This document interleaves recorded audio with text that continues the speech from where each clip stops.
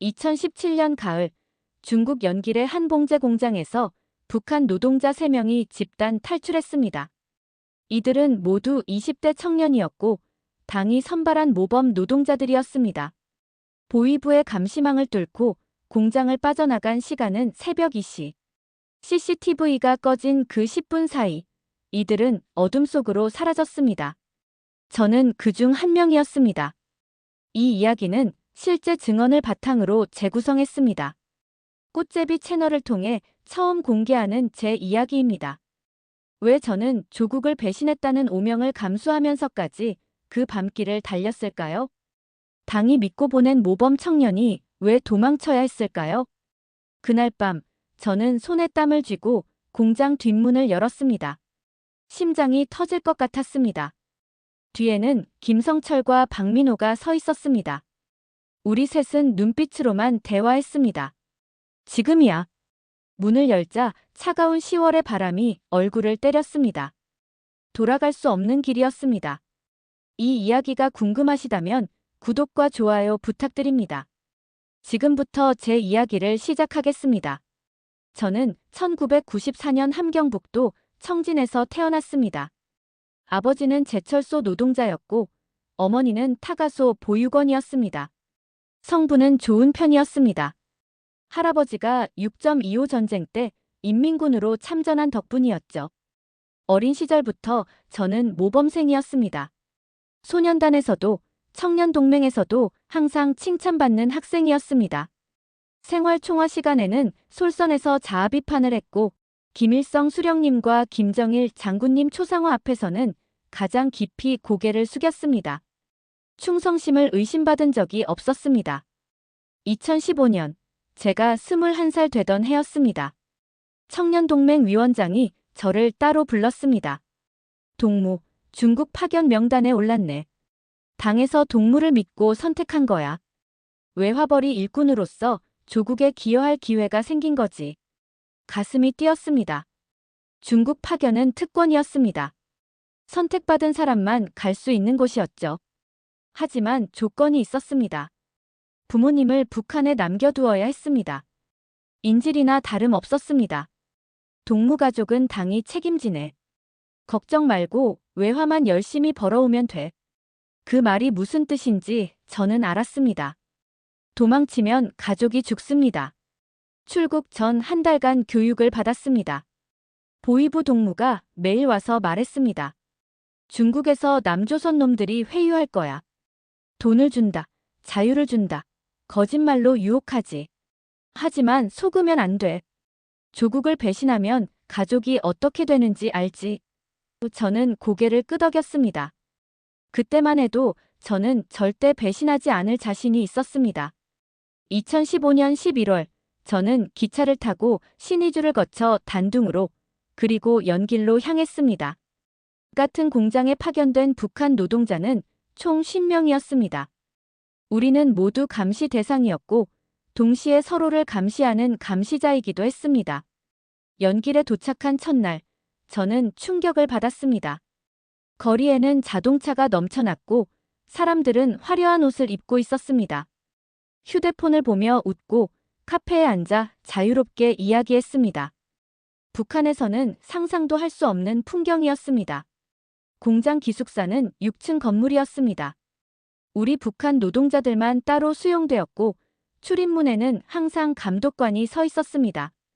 외출은 엄격히 통제되었습니다. 일요일 오전 단 2시간, 그것도 조별로만 허락되었죠. 그나마도 보위부 동무가 동행했습니다. 그런데 어느 일요일이었습니다. 저는 조원들과 함께 근처 시장에 나갔습니다. 그때 한 중국 조선족 아저씨가 제게 다가왔습니다. 어디서 왔소? 북에서 왔습니다. 저는 경계했습니다. 하지만 아저씨는 웃으며 말했습니다. 힘들겠소. 이거라도 드시오. 그는 제 손에 빵 하나를 쥐어주고 사라졌습니다. 그날 밤 저는 그 빵을 먹지 못했습니다. 손에 쥐고 한참을 바라만 봤습니다. 아무 데가 없이 주는 빵. 감시도 없이 보답도 요구하지 않는 친절. 북한에서는 한 번도 경험해 본 적 없는 것이었습니다. 왜 저 사람은 아무것도 바라지 않고 나에게 빵을 줬을까? 그 질문이 제 머릿속에 박혔습니다. 며칠 동안 잠을 이룰 수 없었습니다. 그리고 어느 날 저는 깨달았습니다. 자유롭게 사는 사람들은 선택할 수 있다는 것을. 무엇을 먹을지, 누구를 도울지, 어떻게 살 것인지. 하지만 저는 선택할 수 없었습니다. 아침 6시에 일어나 밤 10시까지 일하고 토요일마다 생활 총화를 하고 일요일에는 김일성 초상화 앞에 절을 했습니다. 나는 왜 이렇게 살아야 하지? 그 질문이 제 안에서 커졌습니다. 처음에는 죄책감이 들었습니다. 하지만 점점 분노가 됐습니다. 2017년 여름, 저는 김성철을 만났습니다. 그는 저보다 2살 많았고 평양 출신이었습니다. 어느 날 밤 기숙사 화장실에서 우연히 마주쳤을 때 그가 작은 목소리로 말했습니다. 동무, 이 생활이 언제까지 계속될 것 같소? 저는 순간 얼어붙었습니다. 보위부 동무의 시험일 수도 있었습니다. 무슨 소리요? 우리는 조국을 위해 일하는 거 아니오? 저는 경계하며 대답했습니다. 김성철은 쓴웃음을 지었습니다. 그렇소. 미안하오. 그는 돌아서 나갔습니다. 하지만 그날 이후 저는 김성철을 관찰했습니다. 그의 눈빛이 저와 같다는 것을 알았습니다. 우리는 같은 감옥에 갇힌 죄수였습니다. 몇 주 후 또 다른 청년이 우리 대화에 끼어들었습니다. 박민호였습니다. 그는 청진 출신으로 저와 고향이 같았습니다. 저도 알고 있습니다. 그가 말했습니다. 둘이서 무슨 이야기를 나누는지. 저는 긴장했습니다. 혹시 그가 밀고자는 아닐까? 하지만 박민호는 진지하게 말했습니다. 저도 같은 생각입니다. 이대로는 살 수 없습니다. 그날 밤 우리 셋은 공장 뒤편 담배 피우는 곳에서 만났습니다. 김성철이 먼저 입을 열었습니다. 우리 도망칩시다. 저는 손이 떨렸습니다. 가족은요? 우리 가족들은 어떻게 되는 겁니까? 박민호가 대답했습니다. 이대로 살다가 죽는 것과 한번 살아보려고 도전하는 것 중 무엇을 선택할 겁니까? 우리는 밤새 이야기했습니다. 두려움, 죄책감, 분노, 희망. 모든 감정이 뒤섞였습니다. 하지만 결국 우리는 결심했습니다. 김성철이 말했습니다. 우리는 도망칠 수밖에 없어요. 이게 아니면 평생 이렇게 살아야 합니다. 그날 이후 우리는 철저히 준비하기 시작했습니다. 하지만 항상 공포가 따라다녔습니다. 10명 중 누군가는 보위부 요원이라는 것을 알았습니다. 잘못 믿었다가는 우리뿐 아니라 가족까지 끝장입니다. 탈출 준비는 석 달이 걸렸습니다. 우리는 매우 조심스럽게 움직였습니다. 첫 번째 문제는 돈이었습니다. 월급은 전부당으로 송금됐고 손에 쥐는 돈은 거의 없었습니다. 김성철이 방법을 찾았습니다. 중국인 공장장에게 야근을 자청하고 몰래 현금을 받는 것이었습니다. 석 달 동안 모은 돈은 3,000위안. 한국 돈으로 약 50만 원 정도였습니다. 두 번째 문제는 루트였습니다.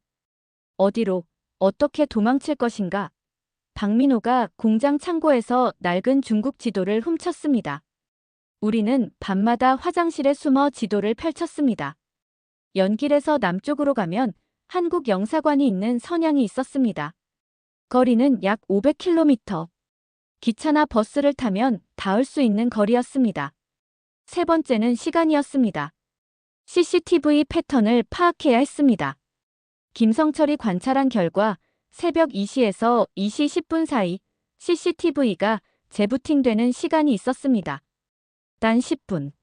그 시간이 우리의 유일한 기회였습니다.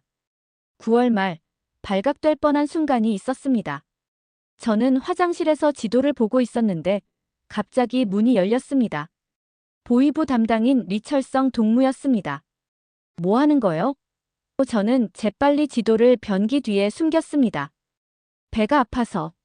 그는 의심스러운 눈초리로 저를 보더니 나갔습니다. 그날 밤 저는 악몽을 꿨습니다. 10월 15일, 우리는 날짜를 정했습니다. 그날은 토요일 밤이었고 다음 날 일요일 아침에 생활 총화가 있었습니다. 우리가 없어진 것을 알아채는 시간을 최대한 늦출 수 있었습니다. 마지막 날, 저는 어머니를 생각했습니다. 제가 도망치면 어머니는 어떻게 될까요? 정치 범수용소로 끌려갈까요? 저는 울었습니다. 하지만 돌아갈 수는 없었습니다. 이미 저는 선택했습니다. 김성철이 제 어깨를 두드렸습니다. 우리가 성공하면 언젠가 가족도 구할 수 있어요. 그 말을 믿기로 했습니다. 2017년 10월 15일 새벽 1시 50분. 우리는 각자 침대에서 일어났습니다. 옷을 여러 겹 입었습니다. 가방은 들 수 없었습니다. 너무 의심스러웠으니까요. 주머니에는 3천 위안과 작은 지도 한 장, 그리고 중국에서 훔친 핸드폰 한 대가 전부였습니다. 1시 58분. 우리는 화장실에서 만났습니다. 아무 말도 하지 않았습니다. 눈빛만 교환했습니다. 준비됐나? 그래.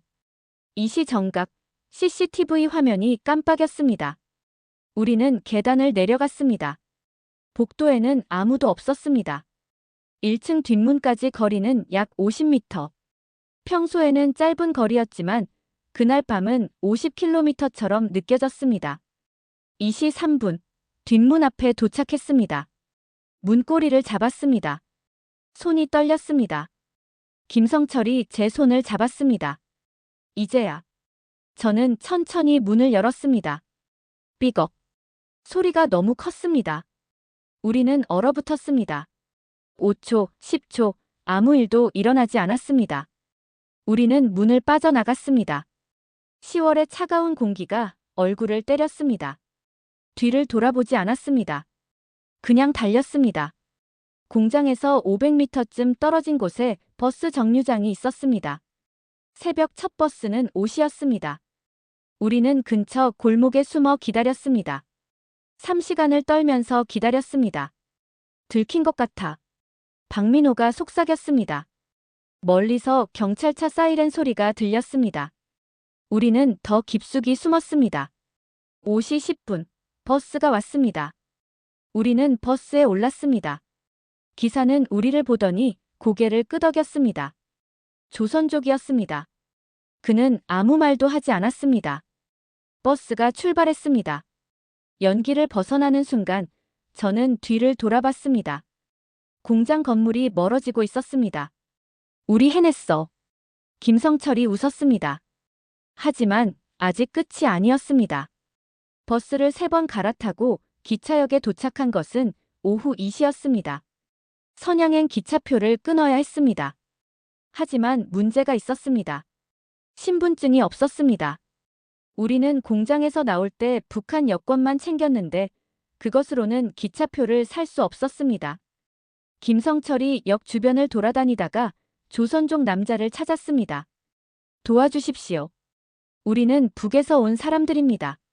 선양까지 가야 합니다. 그 남자는 우리를 보더니 한숨을 쉬었습니다. 위험한 일이요. 하지만 기다리시오. 30분 후 그는 기차표 3장을 들고 돌아왔습니다. 제 돈으로 샀소. 갚지 않아도 돼요. 그냥 살아남으시오. 저는 그 순간 울음이 터졌습니다. 모르는 사람이 자기 돈으로 우리 표를 사준 것입니다. 밤 9시 우리는 선양에 도착했습니다. 역에서 나오자마자 택시를 잡았습니다. 한국 영사관으로 가주세요. 택시기사는 놀란 표정을 지었지만 아무 말하지 않았습니다. 영사관 앞에 도착한 것은 밤 10시였습니다. 문은 닫혀 있었습니다. 우리는 담을 넘었습니다. 경비가 소리쳤습니다. 누구냐? 저희는 북한에서 왔습니다. 도와주세요. 경비는 무전기를 들었습니다. 5분 후 한국 영사관 직원이 나왔습니다. 여기가 어딘 줄 알고 넘어왔나? 대한민국 영사관입니다. 저희를 도와주세요.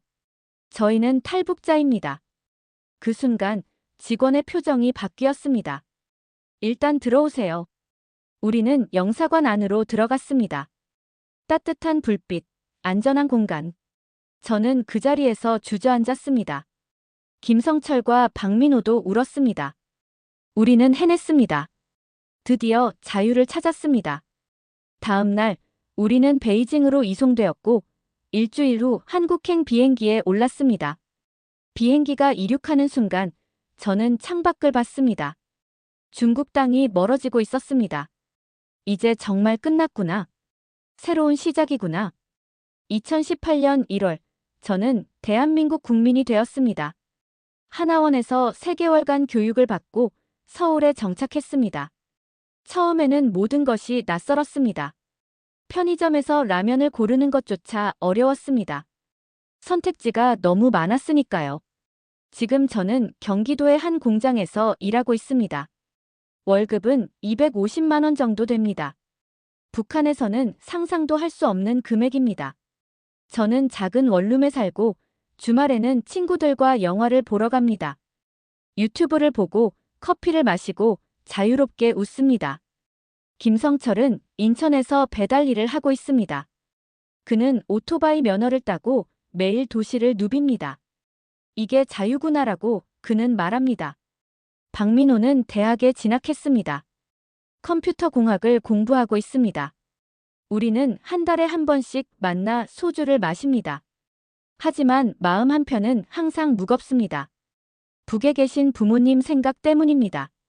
제가 탈북한 후 부모님이 어떻게 되었는지 알 수 없습니다. 혹시 살아계실까? 아니면 저는 생각하지 않으려고 노력합니다. 하지만 밤이 되면 꿈을 꿉니다. 어머니가 저를 부르는 꿈을. 탈북은 끝이 아니라 시작입니다. 자유를 얻었지만 동시에 짊어진 죄책감도 큽니다. 하지만 저는 후회하지 않습니다. 왜냐하면 이제 저는 선택할 수 있으니까요. 무엇을 먹을지, 어디서 살지, 누구를 사랑할지. 그것이 인간답게 사는 것이라고 저는 믿습니다. 지금 이 순간에도 중국 어딘가에서, 동남아 어딘가에서 많은 북한 사람들이 저와 같은 꿈을 꾸고 있을 것입니다. 그들에게 말하고 싶습니다. 포기하지 마세요. 자유는 반드시 옵니다. 구독과 좋아요는 꽃제비 채널이 더 많은 이야기를 전하는 큰 힘이 됩니다.